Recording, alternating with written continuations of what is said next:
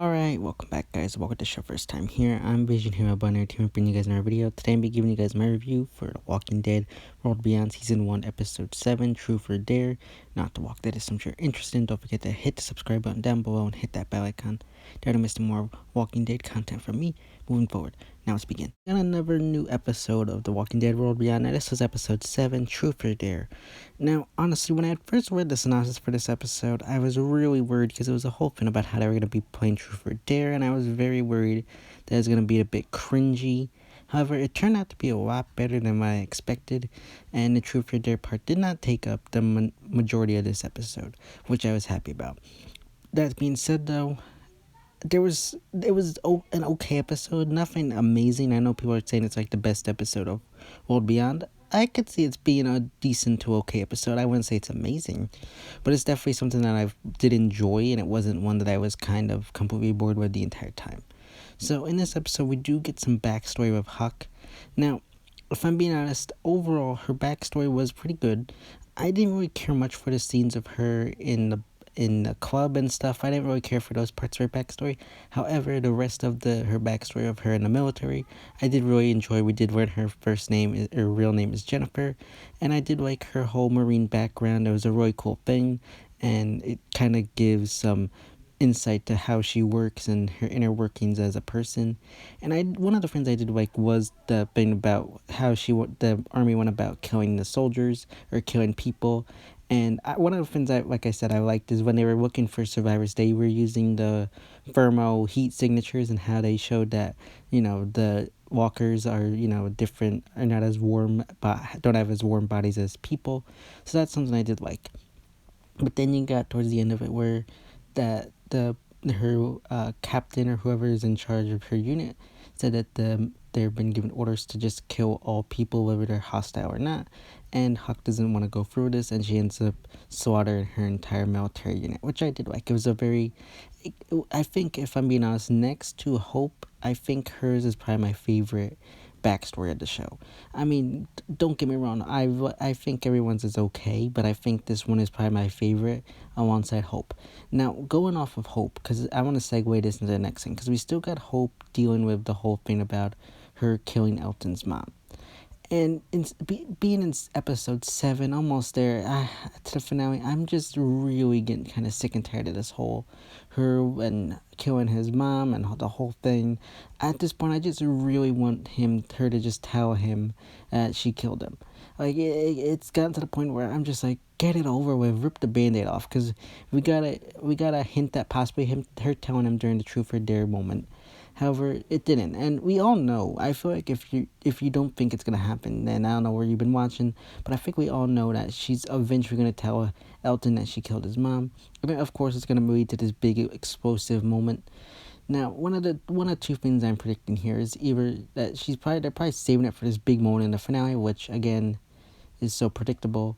And again, I feel like, again, I've said this multiple times in my reviews now, that this just feels like forced conflict.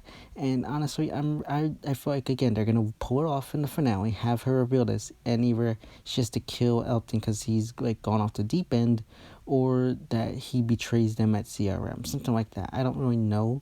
That's just my guess at the moment. I could be wrong, but I just feel like it's heading in that direction.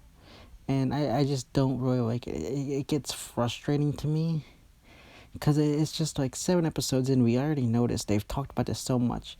But I did like how they used Huck in this area too, as her using her background and everything that she went through to try to help Hope and see that, you got to carry what you've done with you, just to keep the burden of it on yourself, stuff like that. I did really like that aspect of her story and how she was using it to connect with Hope. And while they're doing that, we also have our group arriving at this fuel place for the CRM, and we got this great moment with her and Huck as they're looking for the fuel, and they run into this guy, and I really love the standoff here as Huck is becoming more of a protector of Hope, and I love that scene. And I feel like, if you remember back a few episodes ago, you had Hope getting upset with Felix over the whole thing about how she was hoping that he would be like a brother to her. Now I feel like Huck has kind of become like a surrogate sister to her in a way, so I do like that relationship between the two of them. Now another thing that we had going on in this episode was we saw a relationship with Percy and Iris. Now it's an issue I kind of have with all shows regarding teenagers, because I feel like they all do this, is that it's only the second episode in which we've seen them and they're already forming a love interest with each other. And I just feel like it's forced. I mean, yes, you could argue that it's been a few days since they've been traveling together, but it just, between two episodes, it just, for the audience, in my opinion, it just feels way too rushed. It just feels like they want to put these two characters together, and I don't like it. And it probably even doesn't even help more that Iris isn't one of my favorite characters. So her being with a person in a relationship like this just bothers me more, since I just am not a fan of her character. I mean, maybe if I did like her better, I would like it, but just because I'm not a fan of her character, it just doesn't do much for me. We also do got the issue with Silas, who kind of feels jealous, I guess. I guess he has a thing for Iris or something, because I feel like that's something that's been hinted at, or at least possible at this moment, which is interesting, but at the same time, it just, again, is another element that feels somewhat forced. I'll give it a somewhat pass, because I feel like, yeah, you could see that something like this could happen, especially since they're rushing it. So I don't know, maybe for him I kind of give it a pass, but I don't know.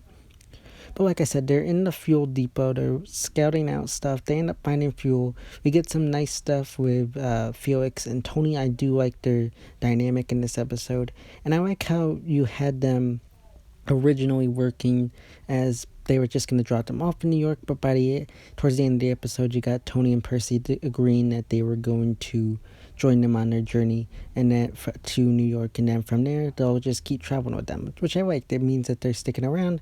It's something that I did enjoy there. And I also really enjoyed Tony's whole moment in regards to him and his trick about finding out where the CRM's outposts are, and it's also used in the episode to figure out where Hope's dad is. So I really like that, especially goes along with his character dynamic as being a magician. So I really like that. It was a very good thing. I liked how he used his expertise there. It all worked in that area, as in it made sense of who the character was and his occupation and his skill set. So I really did like that. But then you get to the end of the episode and you got Percy, who invites Iris to hang out with him at the truck. I guess set up like a date night thingy, which again just feels cheesy because it's an apocalypse show and these are just kids. I get what they're going for. But she goes there, Percy's not there, and then in the midst of it all, she hears a commotion, and she goes to investigate, and she finds Tony dead on the floor in the house that they had stayed at, and she yells for help, at which point Felix and the others show up, and Felix follows the blood-stained footprints and opens the closet door, and it's revealed Silas is there. And it's most likely that he is the murderer of Tony. Now, we don't know where Percy is, so I'm assuming he's still alive, and I think he's supposed to return in more episodes, so I'm assuming he's still alive. And I think we even saw him in the promo for next week's episode. So, that's something that, whatever. But this is where I get frustrated, because we finally get introduced to some interesting new characters that are actually cool, interesting, and I like, especially Tony. Tony was one of my new favorite characters, and then within this episode, he's murdered. I hate it. It annoyed me so much. I was so frustrated by the end of it, because I loved Tony as a character. I thought he was such a cool and interesting character. Like I said, I liked his dynamic with Felix. And just the actor had a lot of charisma to him, in my opinion. I feel like he had a very intriguing kind of personality. He was able to bring people in. So I really liked the character, and then they just kill him off like this. It just frustrates me so much. And again, maybe it's just because I don't care for one of our main cast. Like Iris, I don't like. Elton's kind of bland. Silas, I don't even care for. And then, other three I do care about. But then you got these two new characters that are brought in. Percy is interesting, but we still haven't got much with him. And Tony was very cool character, yet then they kill him off like this. It just is frustrating.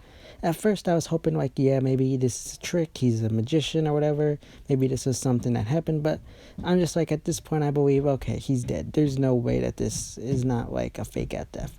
I do believe he's dead at this point, and I do believe there's no bringing him back. So it's just frustrating for me because I really did enjoy the character, and it's just something I just didn't like. And then I have another issue with the fact that Tony is a grown adult and Cyrus is what, 18? Like, to me, I just don't believe that this 18-year-old kid would be able to take down this grown adult. I just don't. I mean, maybe it's possible, but to me, it doesn't feel like it's realistic. I mean, yes, there's hints at Cyrus having this big murderous, scary background, but at the same time, I still don't believe he could kill this grown adult man. And unless he caught him off guard or something, I don't know. It just is something I don't like. Look, I'm going to admit this was a decent to okay episode, but if you want my honest opinion, it just frustrated me at the same time. I liked it, but it was frustrating. So if I had to give this one an overall grade, I'd probably give it maybe a 7, maybe 7 out of 5, 7.5 out of 10, but most likely a 7 out of 10, maybe 7.5 out of 10, but nothing higher. It just frustrated me so much. And it was a decent episode, but just so many things that frustrated me, so I can't go much higher than a 7.5 out of 10. But let me know all your thoughts and opinions about the episode in the comment section down below. So yeah, guys, that's my review of The Walking Dead World Beyond Season 1, Episode 7, Truth or Dare. As always, if you like this video, don't forget to give it a big thumbs up and share. Don't forget to hit the subscribe button down below and hit that bell icon to never miss more Walking Dead content from me moving forward. And you can go follow me on Instagram and Twitter, which are linked in the back section of my YouTube channel. As always, it's been Vision here with Entertainment, and I'll see you next time.